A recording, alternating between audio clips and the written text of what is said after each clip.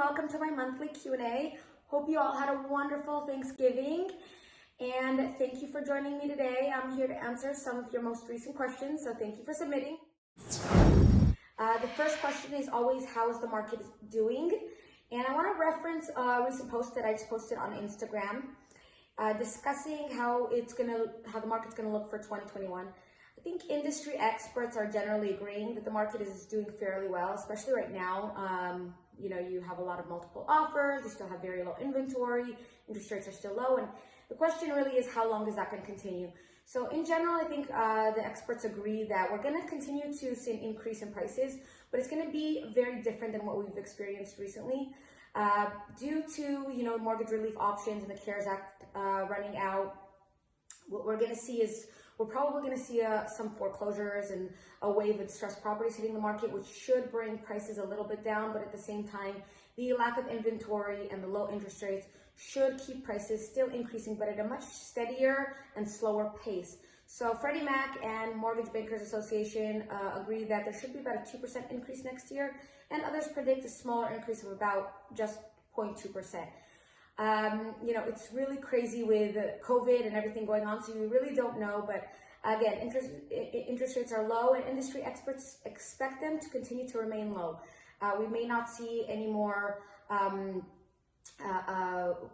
decreases, but they should remain within the high twos, low threes for the next year, and that should definitely weigh heavily on keeping the prices pretty high and the demand pretty high as well. So I guess we have yet to see, but for now the market's faring well, and that's about it for the market.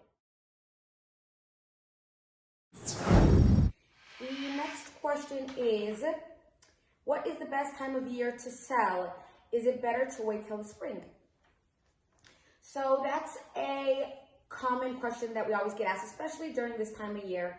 I think people are hesitant to put their house on the market around the holidays because people are out of town, the weather isn't that great, the photos might not look so great, and people want to celebrate the holidays in their house. So you have a lot less inventory, but that doesn't mean that it's a bad time to sell. In fact, there are people that are looking during this time, and those that are looking during this time are probably more serious than the ones that aren't looking during this time.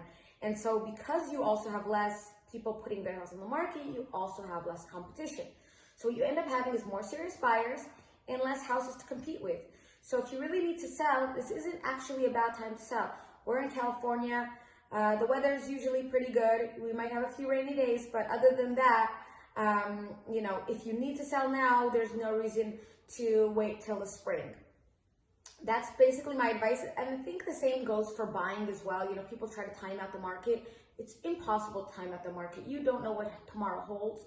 And so the advice I always give, if you need to sell, sell when you need to sell. If you need to buy and you can afford it, buy when you need to buy. Don't try to time it out, because I've had people waiting for 4 years for the market to drop, and all they've done is lose out on houses that they could have bought 4 years ago. Prices have only increased, and all they've been doing is spending their money on rent. So if you need to buy, don't try to time it out. And if you need to sell, don't try to time it out. There will always be a buyer, and there will always be inventory if you need to buy.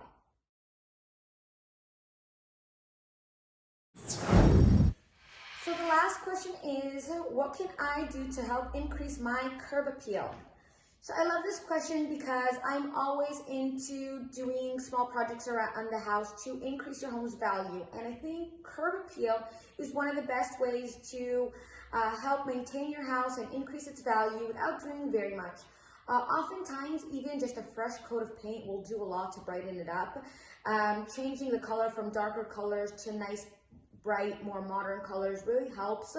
So even doing as much as that really will change the whole look of your front house.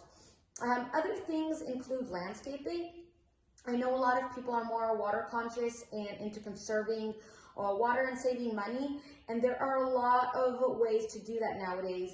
Rather than letting your grass just die out and letting your home look unmaintained, there are definitely really nice ways to do water efficient front lawns and backyards.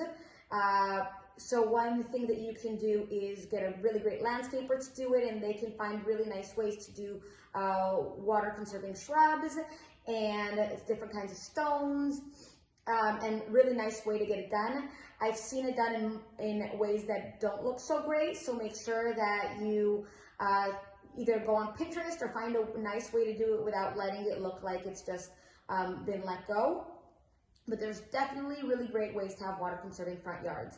One of my favorite ways, and it costs a little bit more at the get-go, but for me it's been really a lifesaver, is synthetic grass. It's green all year round, you save on maintenance, you save on water, and it really is nice and bright all the time. So I know that a lot of people have asked me, does it get hot during the summers? And it does. So be careful from that, but all you need to do is whip out a hose, wash it down for a couple seconds, and then it cools down pretty quickly as well. Another thing that I love with regards to landscaping are ficus trees. I think that if you have a house that needs a little bit more privacy, whether it's in the front as a hedge or in the back if you have a house that's really close to you, it allows you to really create a lot of privacy. They grow quickly, they're not that expensive, so if you plant them, they grow rather quickly and they give you that element of privacy, they give you that element of greenery, and they really do add to your landscaping, both in the front and backyards. So I definitely think that if you can, especially if you're home right now, invest in some home projects that will help you maintain your house, make it look beautiful so that you can live in it, and also that when you come to sell it, you increase the value of your house. Thank you guys again for all of your questions. It's been an honor to help answer your questions and be with you month after month. If you need me, you know where to find me. Thanks so much. Have a wonderful day.